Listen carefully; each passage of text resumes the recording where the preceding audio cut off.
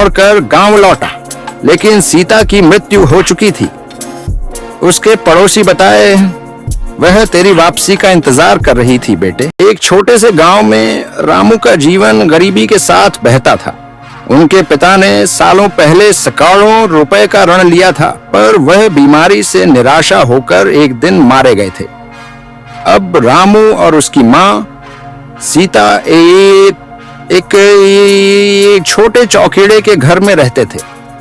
सीता का स्वास्थ्य पीड़ित था, उसके सांस संकटपूर्ण हो रहे थे और डॉक्टरों का मानना था कि वह सीविक की बीमारी से पीड़ित है। रामू 5 साल से स्कूल नहीं जाता था क्योंकि उसे पैसे कमाने की जरूरत थी।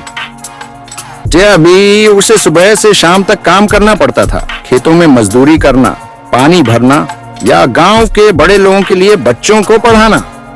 पर अभी भी पैसे कमाए जोते और उनकी माँ की चार्ज के लिए बहुत कम रहते। एक सुबह सीता का स्वास्थ्य और भी खराब हो गया। उसने कहा, मेरे बेटे, डॉक्टर की कारुण्य की जरूरत है, पर तूने कैसे पैसे कमाएंगे? रामू ने कहा, मैं गांव के लोगों से मदद मांगूंगा माँ। वह पहले गांव के सबसे अमीर व्यक्ति श्री कल्याण सिंह के घर पहुंचा। कल्याण सिंह ने कहा, तूने मेरी जमीन काटी है, मेरा पैसा चुराया है, मुझे तेरे साथ क्या करना है?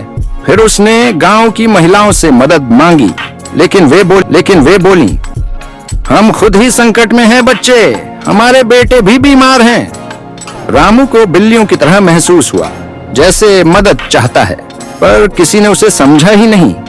मैं शहर जाऊंगा, रामू ने फौरन निर्णय लिया। वहां मैं काम पाऊंगा, पैसे कमाऊंगा और आपके लिए दवाएं लाऊंगा। वह रात को छोटे से बैग में अपने सारे सामान डालकर गांव छोड़ दिया। रेलवे स्टेशन पर उसे शहर का टिकट ढूंढने में मदद मिली। एक सालू व्यवसायी ने उसे माफ किया, पर शहर में रामू की दुनिया अजीब लगी। सारे लोग सीधे चलते थे, किसी को उसका पता नहीं चलता था। वह एक छोटे से स्टोर में मजदूरी करने की कोशिश करने, लेकिन मालिक ने बोला, मैंने कभी बच्चे को काम नहीं दिया है, जाओ अपने माता पिता के पास जाओ। एक समय रामू ने एक बूढ़े आदमी से मिला जो उसे कहा, मुझे तेरा कहानी सुनना चाहिए। वह जगत था, एक पिछले मशीन अभियंता जो अब सहायता करने का वादा किया। जगत ने रामू को अपने छोटे कारखाने में ले जाया, जहां वह सिर्फ 500 रुपए सालाना मिलते थे, पर यह उसके लिए संभव था। वह रातों को एक लड़की से साथ रहता था जिसके पिता उसे क्यूजिक खाने का काम देते थे। जब भी रामू पैसे भेजता, सीता की स्थिति अधिक खराब होती जाती। एक दिन एक व्यापारी ने रामू को लाभदायक काम दिया, पर उसने उसे चोरी में जुटाया, जिससे पुलिस आ गई। जगत ने उसकी मदद की, लेकिन यह अनुभव रामू को अधिक तीव्र बनाया। 7 महीने बाद रामू के पास 15,000 रुपए थे। उसने शहर से रामू के दिल में दर्द का जैसा आग लगा जैसा कभी नहीं था। वह सोचा, मैंने क्यों इतना समय गंवाया, क्यों मेरे पड़ोसी ने मदद नहीं की। गांव में लौटकर रामू ने अपने घर में एक स्कूल खोल दिया।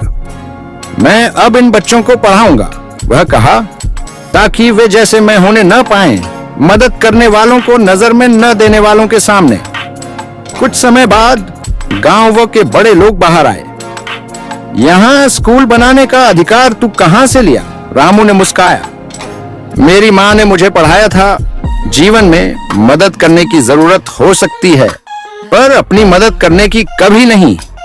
रामू के स्कूल में अब सैकड़ों बच्चे पढ़ते हैं और वह सीता की याद में समय समय पर स्वास्थ्य सेवाएं भी प्रदान करता है। उसकी कहानी गांव की परिवारों को सिखाती है कि मानवता का अर्थ यह है, जब किसी की मदद की जरूरत हो तो हम सब उसके लिए एक हों।